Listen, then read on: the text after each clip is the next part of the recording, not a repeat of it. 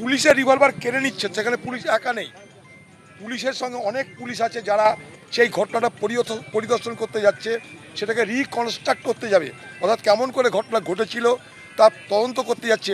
সেখানে এক ভ্যানওয়ালা আছে চুল্লুখোর মাদকখোর, যে ধর্ষণ করে খুন করেছে, সে রিভলভার কেড়ে নিল, আবার গুলিও চালালো, পালাতেও গেল, পুলিশে গুলি করতে হলো।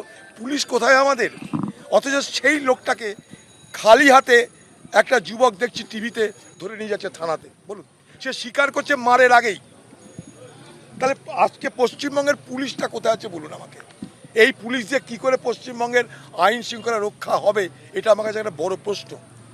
এখন মুখ্যমন্ত্রী আসছেন, মুখ্যমন্ত্রী বলছেন, মুখ্যমন্ত্রীর কথায় এলাকার মানুষ খুশি হচ্ছে, মুখ্যমন্ত্রীর কথাতে এলাকার মানুষ ভরসা রাখছে, এটা খুব ভালো কথা। কিন্তু পাশাপাশি আজকের পুলিশ, সেই পুলিশের দুরবস্থাটা কিন্তু চোখে আঙ্গুল দিয়ে দেখিয়ে দিল। ইউপি 2.0, আমরা এতদিন শুনতাম ইউপি হচ্ছে এনকাউন্টার রাজ, ঠকতো সরকার। আজকে বাংলায় এই প্রথম এনকাউন্টার আমরা দেখলাম, এবং বিজেপি, আমার আশ্চর্য লাগছে, তারা বলছে এটা দৈব বিচার। আমি যতদূর জানি ভারতবর্ষের মানুষ, বাংলার মানুষ, আমরা এখনো একটা দেশে বাস করি যেটা সাংবিধানিক আচারে চলে, যেটার সংবিধান হচ্ছে সুপ্রিম রুল বুক। আমরা তো ভগবদ্গীতা, বাইবেল, কুরআনের বিচারে চলি না, আমরা তো কনস্টিটিউশনে চলি, এবং আমরা বিএনএসএস, আইপিসি, সিআরপিসি যেটা ছিল সেই বিচার ব্যবস্থা, সেই ন্যায় ব্যবস্থায় চলি। সেইখানে দাঁড়িয়ে বাংলার মানুষকে যদি কোনো পার্টি, কোনো সরকার বলে যে তারা দৈব বিচার হচ্ছে, এর থেকে বড় লজ্জাজনক জিনিস হতে পারে না। ভারত কামদুনিতে যে অপরাধ হয়েছে, কি তৃণমূলের কি ভূমিকা ছিল? অপরাধীকে কেউ বাঁচাতে পারবে না। যারা খুন করেছে, যারা গণধর্ষণ করেছে, তাদের পাতাল থেকেও খুঁজে বার করা হয়। আর কেউ এই ধরনের অপরাধ করলে, বিহার থেকে শুটার নিয়ে এলে, উত্তরপ্রদেশ থেকে শুটার নিয়ে এলে, যে বলেন যে বিহারের যে একটা চালু হয়েছিল এখানে, এই ঘটনার বলি অনেকেই হয়েছে। নির্বাচনের পরেও আমরা 3 জন আমাদের কর্মীকে হারিয়েছি, তৃণমূল খুন করেছে। কিন্তু তৃণমূলের কোনো কাউন্সিলর, বিধায়ক, সাংসদ এখনো পর্যন্ত আক্রান্ত হয়নি, সুস্থ আছে। আমরা চাইলে পরিস্থিতি অন্যরকম হতে পারতো, এবং চাইলে তখন পরিস্থিতি অন্যরকম করে দেওয়া যেতে পারে, সেটা মানুষও বোঝে, তৃণমূলও বোঝে। কিন্তু আমরা সে পথে হাঁটিনি। ওই পথটা কোনো সুস্থ রাজনীতির পথ নয়। কিন্তু অপরাধীদের স্থান হয় জেলের ভেতরে, আর না হলে আকাশের ওপরে। এটাকে আমরা সবসময় ধিক্কার জানাই যারা করেছে, এবং এটার বিরুদ্ধে যেমন মানুষের একটা ক্ষোভ আছে, আমাদের সবারই ক্ষোভ আছে, এবং যারা ঘটনা ঘটিয়েছে দৃষ্টান্তমূলক শাস্তি হওয়া দরকার, ফাঁসি হওয়া দরকার আমরা মনে করি, এবং খুব স্ট্রং অ্যাকশন নেওয়া দরকার। কিন্তু তার সাথে সাথে আমি এটাও বলবো যে এই যে পুলিশ এনকাউন্টার যে করা হচ্ছে, কিন্তু লকে কিন্তু করে মানে সাপোর্ট করে বা লয়ের গাইডেন্সে কিন্তু হচ্ছে না। আমাদের দেশে কিন্তু একটা আইন আছে, একটা সিস্টেম আছে, সেটাকে মেনে কিন্তু করা হচ্ছে না। যেটা আমরা ইউপির কালচার দেখেছি, যবে থেকে বিজেপি ক্ষমতায় এসছে, ইউপির কালচার কিন্তু আমরা আস্তে আস্তে বেঙ্গলে দেখতে পাচ্ছি, যেটা বেঙ্গলের কালচার নয়। ষষ্ঠ শ্রেণীর ছাত্রীকে নৃশংসভাবে ধর্ষণ এবং খুনের ঘটনার পর যেভাবে মৃতদেহ লোপাট করা হয়েছিল, তার পেছনে রয়েছে সুপরিকল্পনা। তদন্তে এমনই তথ্য উঠে এসেছে। যে জায়গায় আমরা দাঁড়িয়ে রয়েছি, সূর্যপুর স্টেশন থেকে প্রায় 60 মিটার দূরত্বে একটি জঙ্গলের অঞ্চল। তার যে সরু রাস্তা বা সংকীর্ণ পথ, সেখান দিয়ে হেঁটে আসলেই এই একের পর এক ক্ষেত, এবং কিছুটা দূরে চলে গেলে বড় বড় গাছ, জঙ্গলের অঞ্চল। যে জায়গাটা পুলিশের তরফ থেকে ঘিরে রাখা হয়েছে, সেটা হচ্ছে একটা জলাশয়, বা দূরে ক্ষেত থাকলেও মাঝখানে এই জলাশয়। যে জলাশয়ে ব্যবহার হয়তো কেউই করেন না আশেপাশের কোনো বাসিন্দারা, তার কারণ এখানে আশেপাশে বসবাসকারী সেরকম কেউ নেই।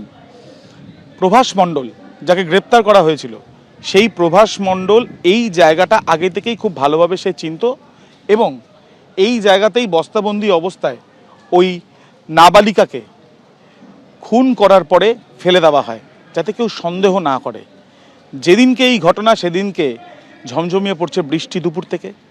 ঘটনার যে জায়গায় প্রথম সিসি ক্যামেরা ধরা পড়েছে যে এই প্রভাস মণ্ডল হেঁটে যাচ্ছে, সেখান থেকে এই পথে আসতে গেলে প্রায় 750 মিটার রাস্তা দিয়ে, কিন্তু যেখানে সিসি ক্যামেরার ফুটেজে প্রভাস মণ্ডলকে দেখা গিয়েছিল সেখান থেকে পাশেই একটা শর্টকাট রাস্তা রয়েছে, যে রাস্তাও একই রকমভাবে যেটা জানা যাচ্ছে যে এরকমই নির্জন, সেই পথ অবলম্বন করা হয়েছে। সেখানে একটি মাত্র সিসি ক্যামেরা ছিল, যেই সিসি ক্যামেরা ঝড়ের কারণে সেই আগেই তার কাটা অবস্থায়, অর্থাৎ সেটা অকেজো, সেইভাবে আলোর ব্যবস্থা নেই।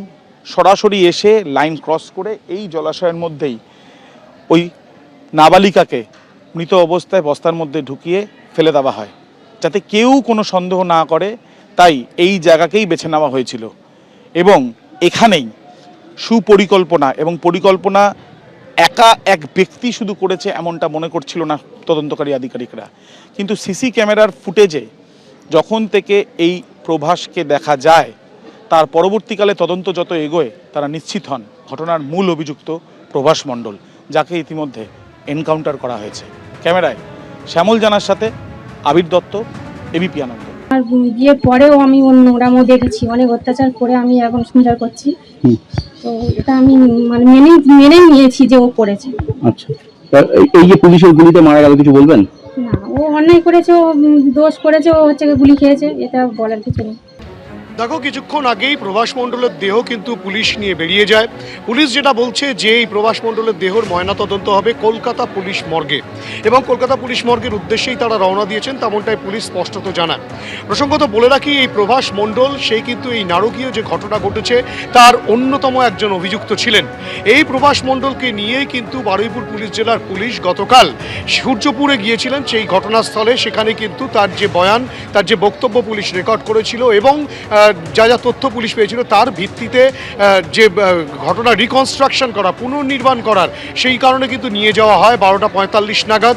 এবং সেখানে নিয়ে যাওয়ার পর যেটা পুলিশ সূত্রে জানা যাচ্ছে যে বারুইপুর পুলিশ জেলার একজন সাব ইন্সপেক্টর যার নাম রনি সরকার, সেই রনি সরকারের কিন্তু রীতিমতো যে সার্ভিস রিভলভার, সেই সার্ভিস রিভলভার আচমকাই কেড়ে নেয় প্রভাস মণ্ডল, এবং তারপরে কিন্তু সে পুলিশকে লক্ষ্য করে গুলি চালায়। যেটা পুলিশ বলছে, যখন এরকম গুলি চালানোর ঘটনা ঘটে স্বাভাবিকভাবে নিজেদেরকে বাঁচানোর জন্য এবং প্রভাস মণ্ডল যাতে পালিয়ে না যেতে পারে, পালিয়ে যাওয়ার চেষ্টা করছিল, সেই কারণে পুলিশ পাল্টা 2 রাউন্ড গুলি চালায়। যে গুলিটা চালিয়েছিল অর্ঘ্য মণ্ডল বলে আরেকজন সাব ইন্সপেক্টর, এবং তাতেই কিন্তু সে গুলিবিদ্ধ হয় প্রভাস মণ্ডল।